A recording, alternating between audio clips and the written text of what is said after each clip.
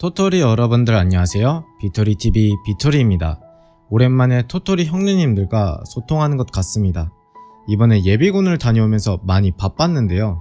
예비군 연차도 막바지라 조금 편하게 끝내고 집에서 영상 작업을 하려 했더니 FM 그 자체로 진행되는 것을 보고 깜짝 놀랐습니다.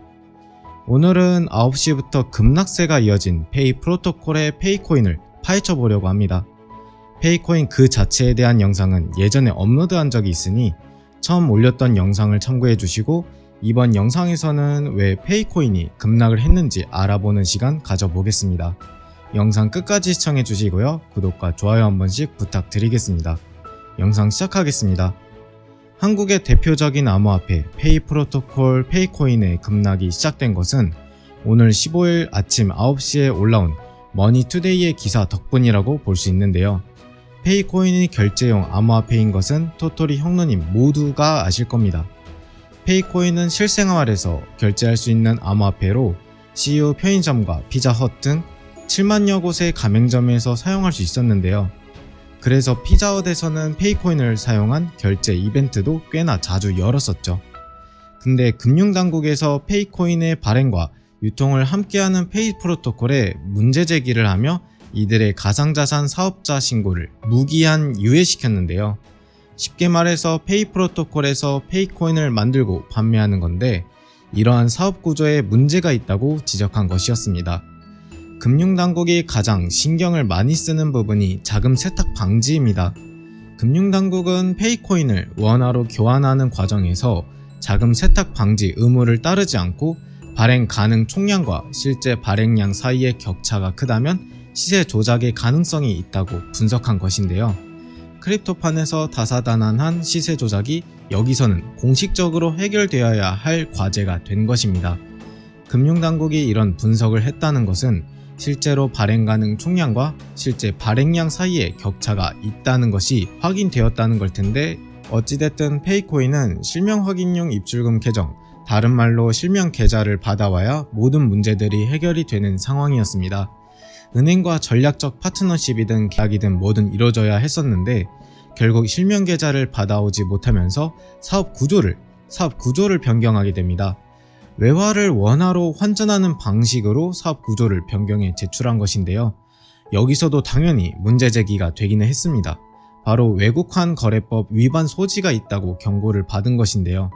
비트코인의 상승과는 별개로 페이코인은 하락세가 이어지던 찰나에 급락이 발생한 것은 제가 지금까지 짧게 설명해드린 배경 속에서 오늘 뜬 기사가 상당한 영향이 있었다고 볼 수 있습니다. 페이코인은 시장 신뢰도와 안정성을 잃어가면서 가격이 하락했고 이는 금융당국과의 갈등이나 법적 불확실성이라는 악재들이 해소가 될 가능성이 날이 갈수록 낮아지고 있는 것도 한몫했습니다. 아마 시장에서 인정을 받기 위해서는 사업 구조를 개선해야 할 필요가 있고 당국과 협력을 해야 할 텐데 자, 이제 기사를 한번 살펴보겠습니다. 준비되셨나요? 시작하겠습니다. 기사의 헤드라인은 페이코인 국내 해외 사업 이원화입니다. 페이코인 결제는 해외에서만 할 수 있게 된다는 소리로 보이는데요. 부제목을 읽어보면 국내는 메이저 디지털 자산 결제 제공이고 해외는 페이코인 결제로 이원화 시킨다는 내용입니다. 가장 중요한 두 번째, 국내 페이코인 결제는 금융당국과의 협의 후 재개 예정은 사실상 무기한 연기로 보이죠. 기사에 관심 있으신 분들은 제가 고정 댓글에 링크 띄워드릴 테니 읽어보시길 바랍니다. 기사 내용 중 홀더 입장에서 가장 중요하다고 보이는 점은 페이코인 결제 서비스를 위한 관련 법령의 입법 및 금융당국과의 협의가 완료되는 대로 페이코인 결제 서비스를 재개한다는 계획이다. 페이 프로토콜은 이를 위해 국내 시장에서는 페이코인을 제외한 다른 메이저 디지털 자산을 결제에 이용하는 구조로 변경하겠다는 사업 변경안을 최근 금융당국에 제출한 것으로 알려졌다. 이 부분인데요. 다른 말로 하면 페이 프로토콜 플랫폼이나 디앱에서 기존의 기축통화였던 페이코인이 다른 메이저 암호화폐로 대체된다는 말이 됩니다. 즉 페이코인의 가치가 하락할 수밖에 없는 상황에 직면했다고 볼 수 있는데요. 왜냐하면 페이코인의 본질이자 개발된 목적인 결제라는 기능이 희미해졌기 때문인데 결제라는 중요한 부분이 해외에서만 사용된다는 것은 전혀 의미가 없다는 것을 아실 겁니다. 국내에서 결제가 안 되는 것은 페이코인의 존재 의미가 사라졌다는 것이고요. 까놓고 얘기하면 결제 코인은 스테이블 코인이 아닌 이상 여전히 실적용하기 어려운 세상입니다. 예를 들어 도지코인으로 결제한다고 쳤을 때 조금이라도 싸지는 순간 결제하면 더 싸게 결제가 가능하겠죠? 그러면 결제할 때마다 1분봉 보면서 지금이다 하면서 결제해야 할까요? 이런 페이코인이 해외에서 결제 토큰으로서 얼마나 유의미하게 사용될지 모르겠습니다. 우리나라 아모아페이인 만큼 그리고 피자헛을 포함해 다양하게 이벤트를 열어 홍보를 했던 만큼 국내에서는 잘 알려진 코인이지만 외국인들 입장에서는 웬 듣보 코인이지 싶을 겁니다. 결국 해외에서의 결제 이원화는 국내 결제가 병행해서 이뤄지지 않는 이상 전혀 의미가 없다고 보이는데요. 아예 의미가 없지는 않겠지만 페이코인에 있어 최소한의 여지만 두는 게 아닌가 싶습니다. 기사 아래편을 보면 어찌됐든 실명 확인, 입출금 계정 발급에 대한 것도 진행이 계속되고 있다 하는데요.